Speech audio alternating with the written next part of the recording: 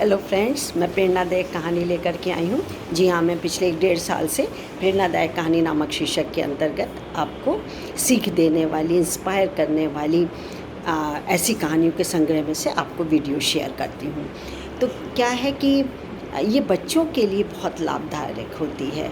उनको अच्छे समझ की, उनको समझने का एक पाठ जो होता है वो बच्चों को मिल जाता है इस सीख भरी कहानी के द्वारा कि हमारे जीवन में हमारे लिए बेहतर क्या है, अच्छा क्या है, क्या उचित है, क्या अनुचित है, क्या पाप है, क्या पुण्य है, ये सब की जानकारी उसको मिलती है।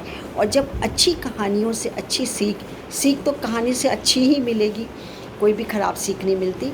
तो वो उसी पात्र को अपने में अनुभव करके वैसे ही चरित्र को निभाना चाहते हैं। तो मैंने भी आज एक कहानी सोच के रखी हुई है जिसका कि शीर्षक है धन संचय की अधिकता। तो अधिकता तो देखिए हर चीज़ की बुरी होती है। व्यसन जिसको लत कहते हैं, चाहे वो शराब की हो, जुआ खेलने की हो, शिकार करने की हो, खाने की हो या धन संचय करने की हो, कोई भी चीज़ की अधिकता ज़रूरत से ज़्यादा जो होती है वो विष बन के आ जाती है। तो एक बार का किस्सा, एक बार की बात है। एक सेठ सेठानी थे, ठीक थे, अच्छे खासे थे। तो उन्होंने कहा चलो हम लोग दूसरे शहर चलते हैं, घूमते हैं, और ये फ़लाना मेरा एक और भी दोस्त रहता है, हम वहाँ पर रुक जाएंगे। ठीक है, पति पत्नी घूमते घामते खूब जगह जगह और फिर उनके यहाँ पहुँच गए।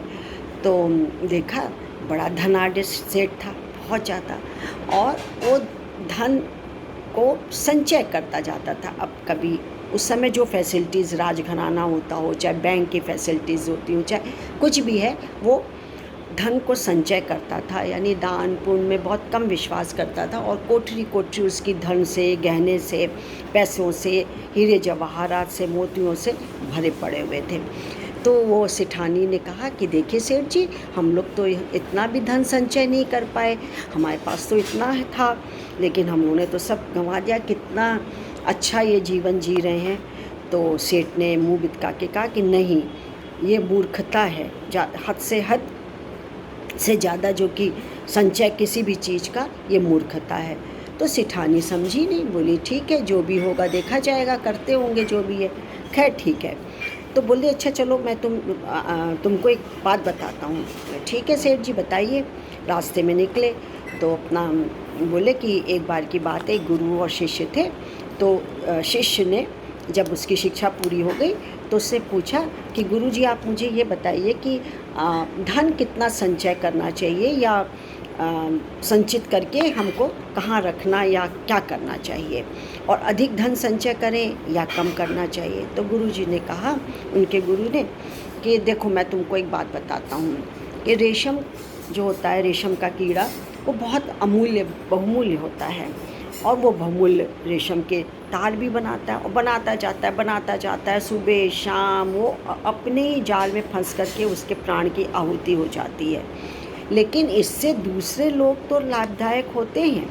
रेशम के कीड़े से जो रेशम के तार निकलते हैं उससे कपड़े, वस्त्र, साड़ियाँ, एक से एक चीज़ें बनती हैं, नायाब चीज़ें बनती हैं, लेकिन खुद तो प्राण की आहुति दे देता है वो।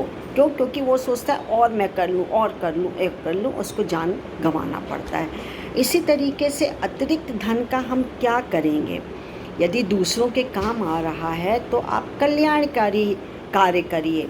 दान, किसी को सहयोग करना है, किसी का उपकार करना है, कल्याणकारी कोई कार्य करनी है, आज अस्पताल है, आश्रम है, या अनाथालय है, इसमें कुआं खुदवाना है, तालाब खुदवाना है, इन सब में संचित धन को लगा देना चाहिए।